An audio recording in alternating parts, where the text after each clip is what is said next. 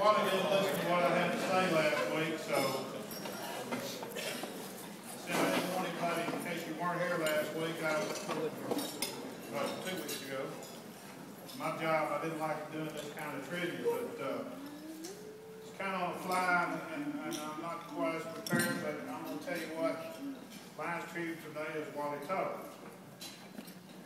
He was a friend to us all. I got a few facts I'd like to tell you about Wally that you may not know. He was born in 1919 in Canada. So he passed away today, he was 92 years old. He left Canada for California because he didn't want to get drafted into the Canadian Army back before World War II. He moved to California. So in California, he did join the service. He joined the Air Force. And he became a navigator on a bomber over in England during World War II. So he survived all those bombing runs in England. He retired as a major in the Air Force. After he got out of the service, he became a draftsman in California. And I don't know exactly the details, but he eventually moved in the 50s or the 60s. He went to work for Exxon as a draftsman in Houston, Texas.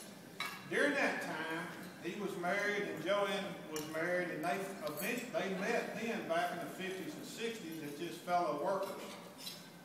Wally was a draftsman, and he got moved to this one table, and he said when you got moved to this table as a draftsman, you knew your time was short, and that he was going to be let go, and sure enough, he did get let go.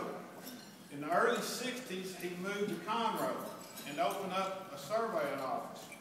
And he was a new guy on the block, and he was out on 105 East, is my understanding.